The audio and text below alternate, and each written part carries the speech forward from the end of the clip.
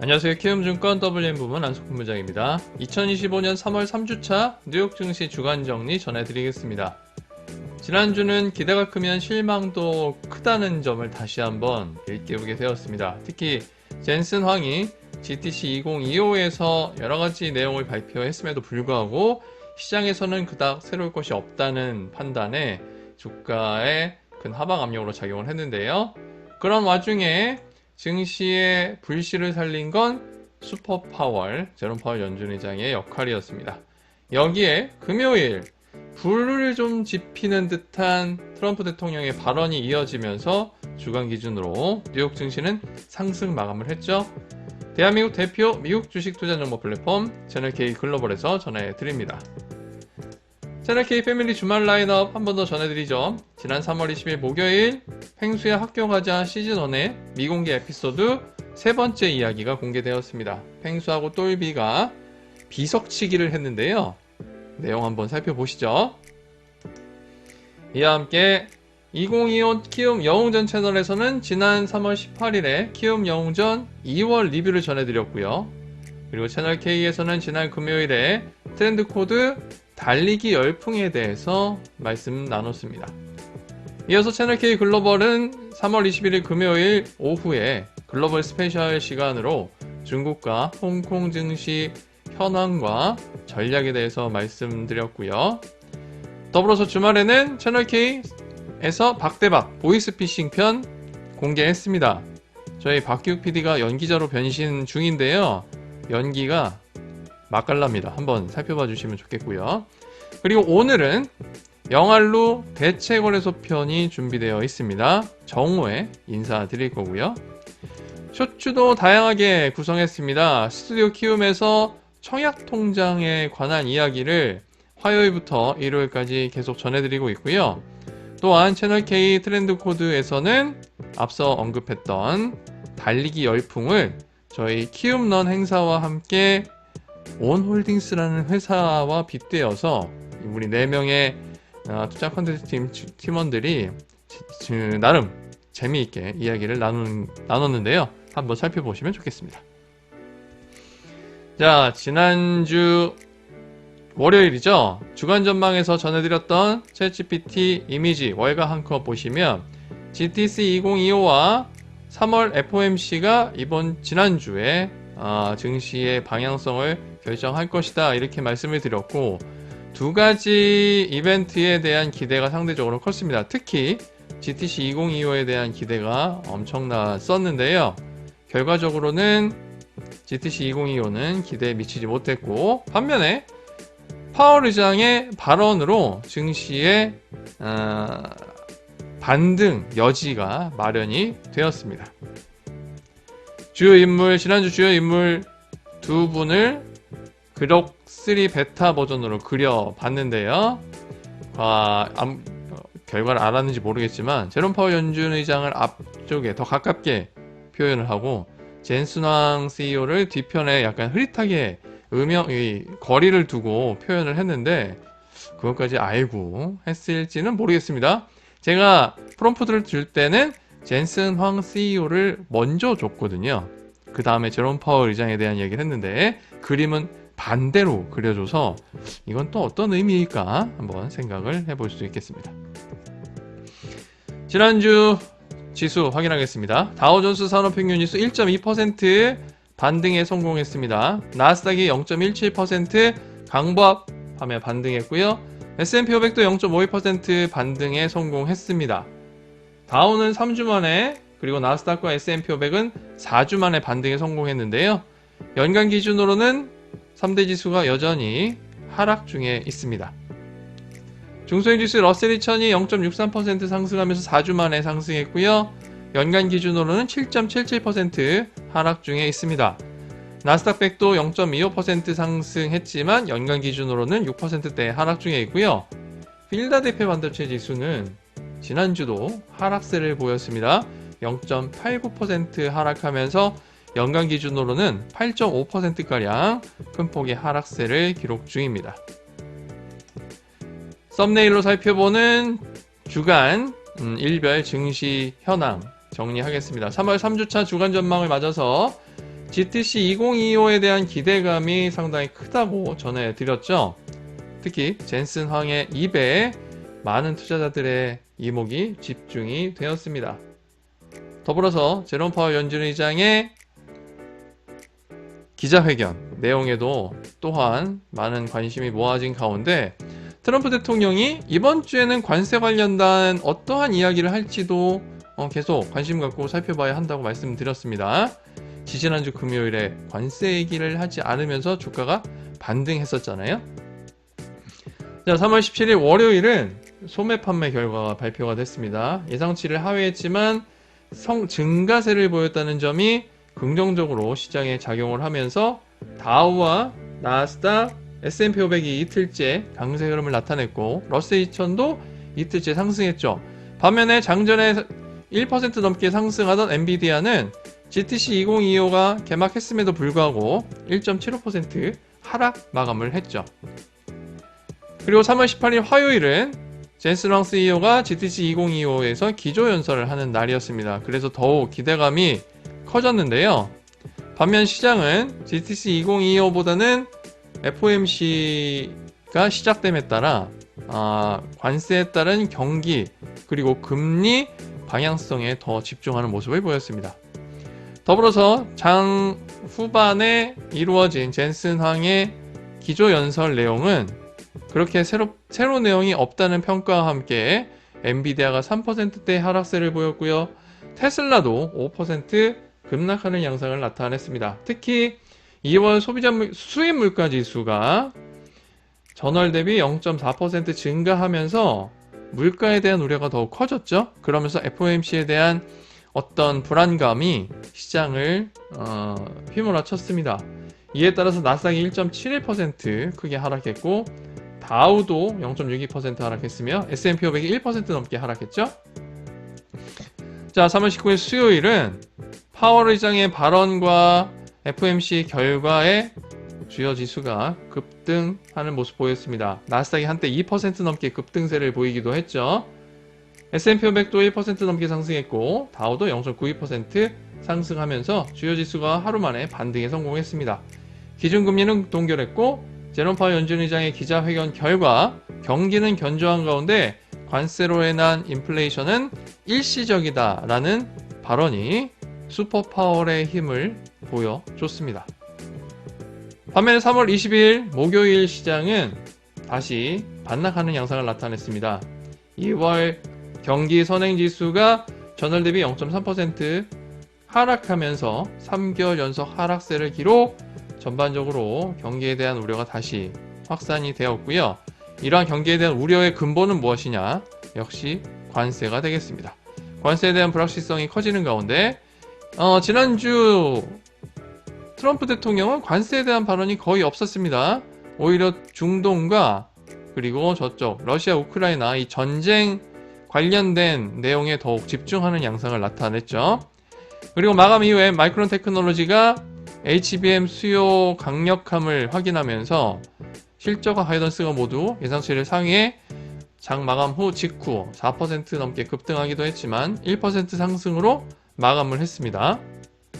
그리고 3월 21일 금요일은 별다른 경제지표와 이벤트가 없는 가운데 장 초반에는 좀 하락세를 보였죠. 관세에 대한 불확실성이 시장을 조금 하락세를 키웠고 또 내마녀의 날을 맞아서 변동성이 크게 나타날 것을 우려하는 가운데 펀드 스트레스의 탑리가 관세 충격에도 불구하고 증시는 지난 2018년의 사례를 들어 다시 상승할 것이다 이야기했고요.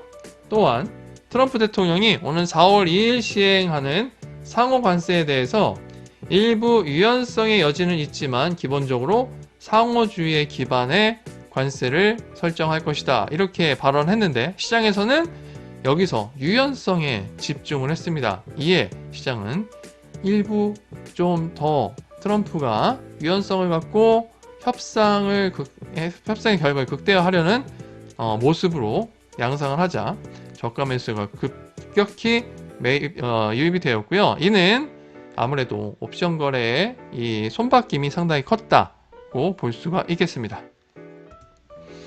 다시 한번 정리하죠. 뉴욕 증시는 지난주 젠슨 황에 실망하면서 하방 압력을 받았지만 슈퍼파월의 힘으로 반등에 성공했고요. 금요일 트럼프 발언에 기대감을 키우면서 상승 마감했습니다. 엔비디아의 GTC 2025 개발자 컨퍼런스에서는 우리가 흔히 애플, 예전에 애플의 프레젠테이션에 늘 등장했던 거 있죠? One More Thing. One More Thing이 전혀 없었습니다. 여기에 양자 컴퓨팅의 날을 처음으로 개최를 했는데 젠슨 CEO가 아직도 잘 모르겠다는 듯한 발언을 하면서 양자 컴퓨팅 종목들이 급락하는 양상을 나타냈습니다. 반면에 3월 FOMC는 양적 긴축 속도 조절에 올해 2차례 금리 인하 기대감을 키우면서 파월이 경기에 대한 자신감을 표하자 증시가 반등의 여지를 마련을 했고요. 관세에 대해서 조용했던 트럼프 대통령은 금요일에 유연성이라는 언급을 하면서 시장은 이것을 매우 긍정적으로 받아들여서 상승세로 이끌어냈습니다. 섹터의 경우는 11개 중에 4개가 상승했고 7개가 하락했는데 2%는 아닙니다. 못하네요. 에너지가 3%대, 금융이 1.9% 가까이 상승했고 헬스케어도 1% 넘게 상승했습니다. 반면에 필수 소비재가 0.26%, 소재가 0.25%, 유틸리티 0.21% 하락했고요.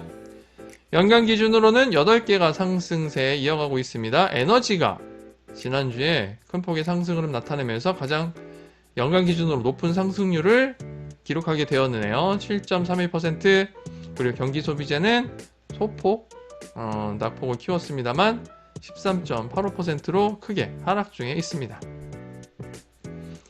지난주 실적 발표 동향도 정리하죠. 570여 개 기업의 실적을 공개했는데 S&P 500 10개가 포함되어 있었습니다. 경기 소비재 4개, IT 3개, 필수 소비재, 금융, 산업재가 각 1개의 실적을 공개했는데요. 다른 레스토랑트가 향후 실적 기대감에 7.5% 크게 상승했고요.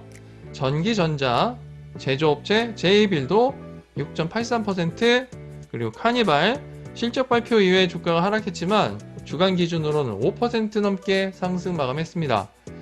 반면에 실적과 가이던스가 모두 예상치를 상회하며 마감 직후 4%대 상승 흐름을 보였던 마이크론 테크놀로지는 이익률이 하락하는 것을 확인하면서 이후 실적에 대한 우려감이 반영되자 6%대 하락했고요. 나이키 가이던스 부진 속에 다음 분기, 그러니까 이번 분기죠. 2025년 1분기 두 자릿수의 매출 감소세를 전망하자 5%대 하락했습니다. 페덱스도 가이던스가 부진하면서 4%대 하락했고요. 액센추어 역시 미 정부의 예산 감축이 현실화되면서 4%대 하락했습니다. 레나도 주택건설 경기에 대한 우려감에 2%대 하락했고요. 제너럴 밀스와 팩트셋 리서치 시스템즈도 1% 내외의 하락세 기록을 했습니다. 가이던스가 예상치를 하회한 때문이라고 보셔야겠습니다. 빅7의 시가총액도 살펴보죠. 글로벌 기준이고요. 애플이 여전히 1위를 차지하는 가운데 2위인 마이크로소프트와 3위인 엔비디아가 순위 바꿈했습니다만 큰 차이는 없습니다.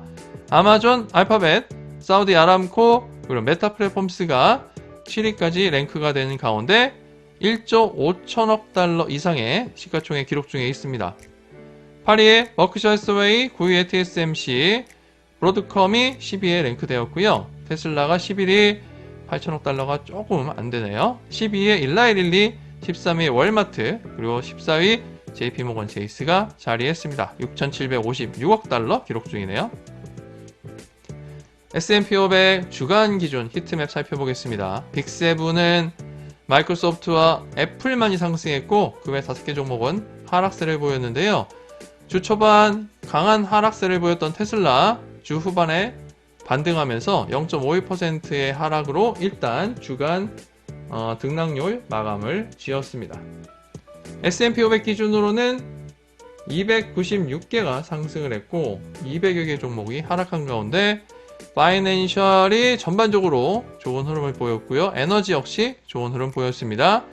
그리고 산업재에서는 방산업체들의 주가 흐름이 좋았는데요. 로키드 마틴만 크게 하락했습니다. 금요일에 트럼프 대통령이 차세대 전투기 사업자를 발표했는데 기존의 사업자인 로키드 마틴이 탈락하면서 주가가 급락세를 보였죠. 넷플릭스가 또 주간 기준으로 4.6% 크게 상승하면서 IT 관련 종목 중에는 상당히 좋은 흐름 보였고요. 우버도 6%대 강세 흐름, AMD도 5%대 상승 흐름 나타냈습니다. S&P 500 기준으로 주간 단위 상위 세계 종목 하나 살펴보면 지난 금요일 차세대 전투기 사업자로 선정된 보잉이 10%대 상승했고요. 무료 수화물 정책을 폐지한다고 발표한 사우스웨스트 에어라인스가 9.8%가량 상승했습니다. 더불어서 지지난주 하락폭이 좀 컸던 도미노스 피자 저가 매수세가 유입되면서 지난주에는 8%대 상승 흐름을 보였고요. 하위 세계 종목 주간 기준 살펴보면 지난 17일에 임상 결과가 부진하게 나타난 인사이트가 8.75% 하락했고요. 지난 금요일에 부진한 가이던스 제시한 철강업체인 누코 7.63% 하락했습니다. 그리고 20일 목요일 마감 이후에 이 가이던스 부진이라고 해야 될지 모르겠습니다만 일단 이익률 하락 우려 속에 주간 기준으로 6% 하락한 마이크로테크놀로지 아쉽게도 최근 1개월 동안도 4%대 하락 중에 있네요. 부분별 ETF 동향도 살펴보겠습니다. 글로벌 주식시장에 투자한 ETF 중에는 모처럼 인도 주식시장에 투자한 ETF INDA가 주간 기준으로 5%대 상승했습니다. 최근에 중국 증시가 강세를 보이면서 상대적으로 하락세를 보였는데 지난주는 강세 흐름을 보였고요. 주요 산업에 투자한 ETF 중에는 천연자원 관련 기업에 투자한 ETF IGE 2% 상승했고요. 상품 생산기업에 투자한 ETF 중에는 그동안의 좀 약세 흐름에서 벗어난 우라늄 관련 기업에 투자한 ETF URA가 4.6%대 상승 마감했습니다. 마지막으로 키움전사 매매 동향, 순매수 상위 3개 종목 하나 살펴보겠습니다. 3개 종목이 모두 주간 기준으로 하락세를 기록한 가운데 테슬라 0.51% 주간 기준 하락하면서 가장 많은 순매수 기록했고요. 테슬라 레버리지 2배, TSLL도 역시 가장 많은 순매수 상위 3위에 랭크되었습니다. 상대적으로 2배 레버리지인데도 불구하고 하락폭이 매우 크게 나타났다는 점, 레버리지 인버스 ETF 투자할 때 늘 주의하셔야 합니다. 더불어서 전주 대비 2계단 상향한 반도체 레버리지 3배짜리 ETF SOXL 주간 기준으로 2.63% 하락했지만 상대적으로 저가 매수세가 유입되면서 순매수 2위에 랭크가 되었습니다. 월요일부터 일요일 아침 7시 30분 채널K 글로벌에서 전해드립니다. 안석훈의 뉴욕 증시 브리핑 좋아요, 댓글, 구독, 알림 설정 부탁드리고요. 자, 4월부터는 뉴욕 증시 브리핑과 박명석의 K픽이 분리 송출이 됩니다. 채널K 글로벌에서는 안석훈의 뉴욕 증시 브리핑과 애프터마켓 이슈픽이 계속 전해질 거고요. 이후에는 채널K 오리지널 채널에서 박명석의 채널K 함께 하시면 되겠습니다. 자, 지방에서 산불이 좀 크게 나서 걱정이 되는데요. 더 이상의 피해가 없이 잘 마무리가 되었으면 하는 바람이고요. 오늘도 일교차가 상당할 것으로 보이는데 건강관리 잘 하시고요. 어제보다 저도 목소리가 좀 낮죠? 잠을 좀 자서 그렇습니다.